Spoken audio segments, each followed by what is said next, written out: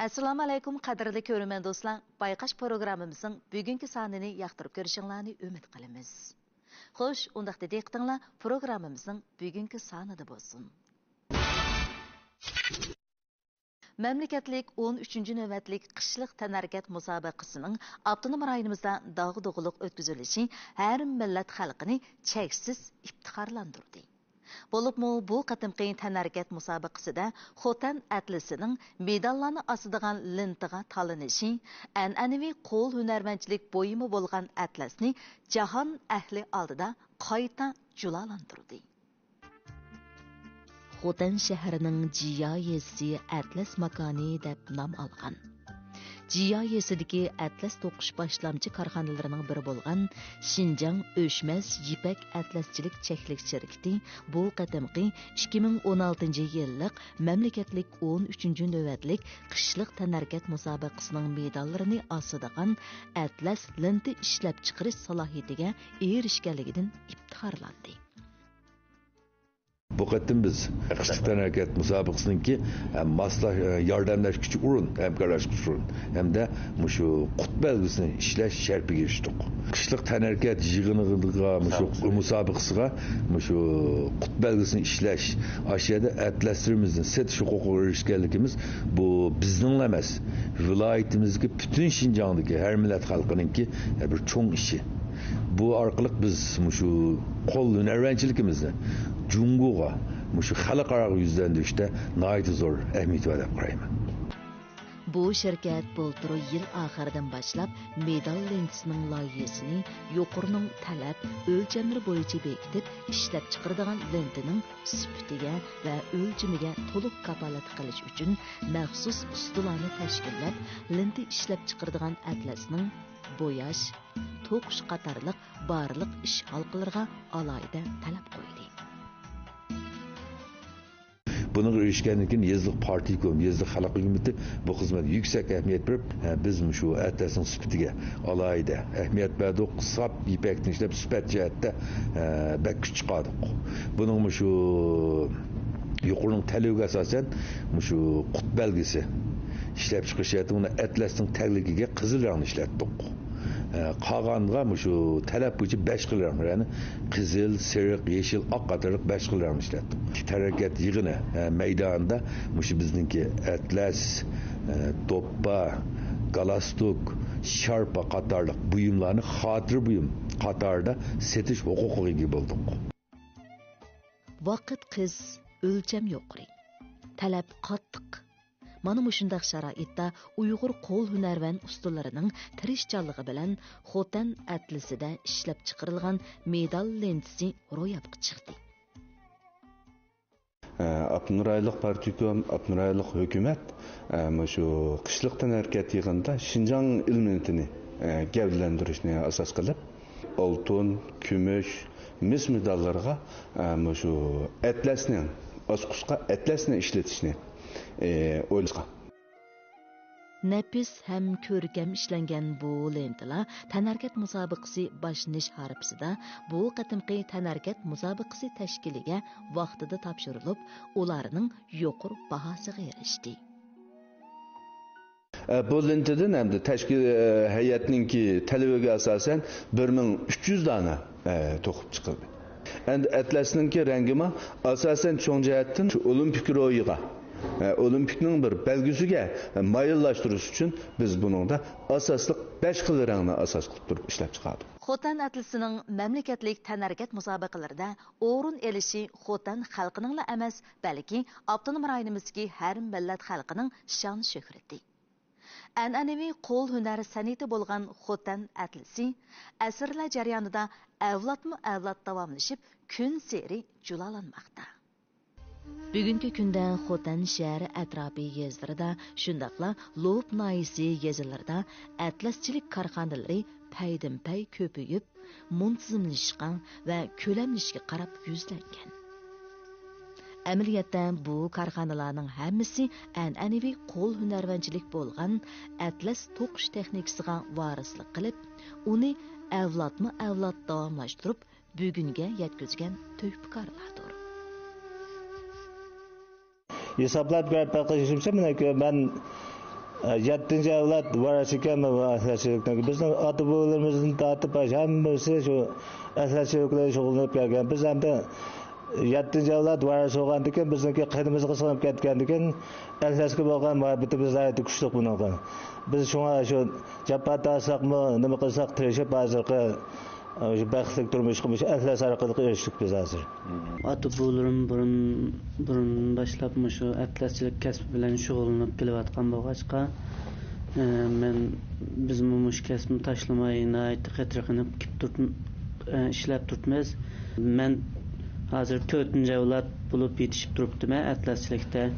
Biz hozir atlaschilikni shu burun holatdan taraqqiy qildirib, bundan keyin shu tabiiyligini yo'qotmagan asosda ishlab chiqarib atlaslarni shu zamonaviy holda ishlab chiqarish andizasini qo'llanib, an'analikni saqlagan asosda diyorimiz atlaschilik sohasiga bir kuchlik to'pimizni qo'shish uchun tirishdik.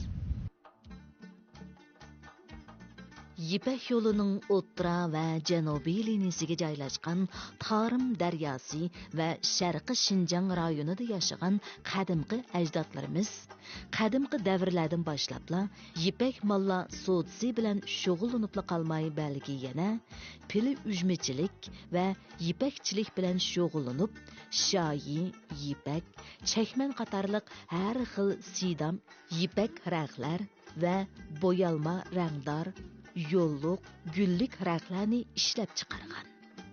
Keyin yondirma orqaq o'tkazish usulida to'qiladigan yung atlasni o'rnak qilib, yipak atlas ishlab chiqarishni kashf qilgan.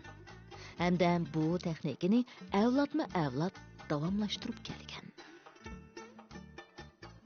Uyg'ur qo'l hunarmandchiligida atlas to'qishning qachon borliqqa kelganligi to'g'risida aniq yozma ma'lumotlar kamchil bo'lsa-mu, lekin qo'l yozma tashkilotlardagi ba'zi uchurlar va yaqinqi yillardagi arxeologik bayqashlarga asoslanganda atlasning 2000 yildan ortiq tarixi ega ekanligini bilib olqili bo'ladi. Atlas madaniyati bo'lsa, bizning shu mayli Xotan viloyati bo'lsin yoki Lopnayimizda bo'lsin, shu arxeologlar tekshirish natijasida bizning sampul qadimiy qabristonlikdimi atlasniki cho'ng bir atlas parchasini topgan. Bu atlas parchasining rangi qizil, rang o'ngmagan, ondan talalari ching.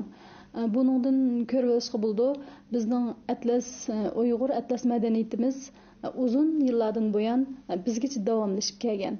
Hamda shu atlas biz Uyg'urlarning, ya'ni emgakchi xalqninki turmushga bo'lgan qizg'inligi, turmushga bo'lgan umidi, orzusi zich mujassamlangan. Hamda atlas to'qish texnikasi bo'lsa, arxeologlarning isbotlashicha 2000 yildan ortiq tarixga ega. Shuncha uzun yillardan buyon an'anaviy usulda atlas bo'yash texnikasi, atlas to'qish texnikasi bizning Xotan viloyati, jumladan bizning Lopnayimizda hozirgacha davomlashib, bizning kiyim-kechak madaniyatimizga zo'r tuhfalarni qo'shib keldi.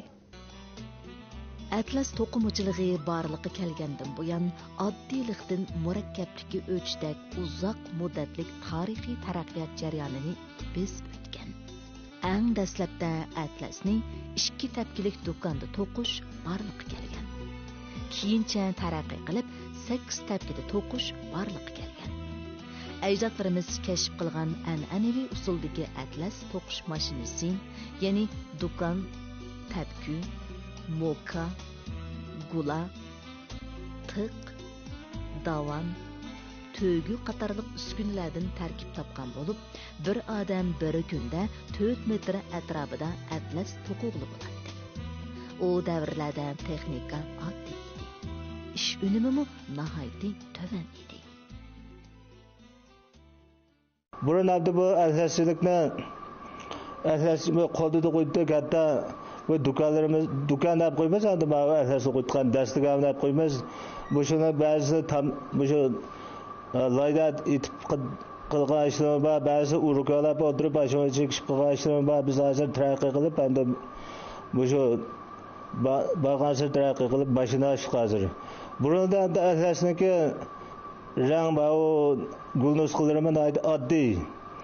Masalan, qora atlas, qizil atlas, ko'k atlas, yashil atlaslar 4 xil rang. Buniki gulosima deydi.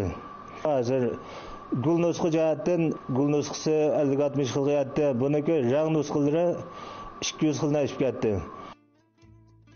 Qadimdan tartib O'rta Osiyo va Shinjongda eng baldur pilchilik rivojlangan yer Xotan.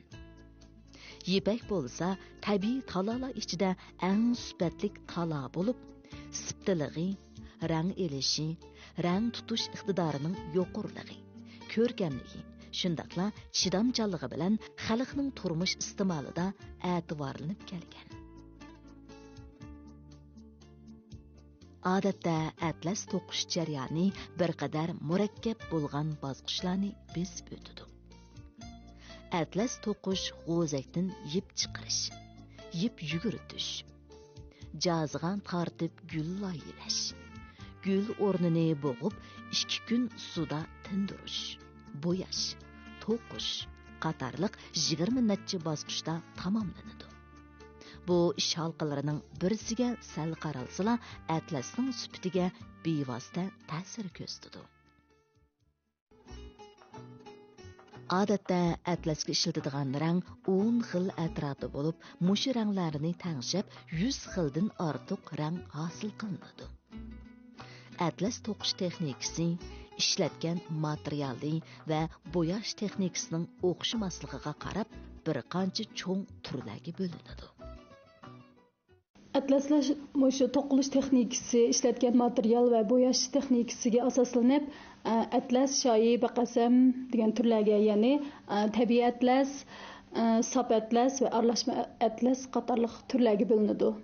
Tabiiy rang atlaslar sop ipakdan, o'simliklardan ishlangan bo'yoq materiallari bilan bo'yalg'ach. Buni tabiiy atlas deymiz. Bu sop atlas ximiyalik materiallari bo'lgan bo'yoq bilan an'anaviy usulda to'qiladi. Aralashma atlas paxta ip bilan sun'iy talalardan birikib to'qilgan atlas bo'lib, buningda an'anaviy usul bilan zamonaviy usul birlashtirib to'qilgan bu mushu atlaslar odatda mushunday 3 xil farqlar bo'yicha ayriladi. Odatda atlasning uzunligi 6,10 metr. Kengligi 45 cm bo'lib, mushu o'lcham bo'yicha to'qilg'ini bir kiyimlik atlas bo'lib hisoblanadi.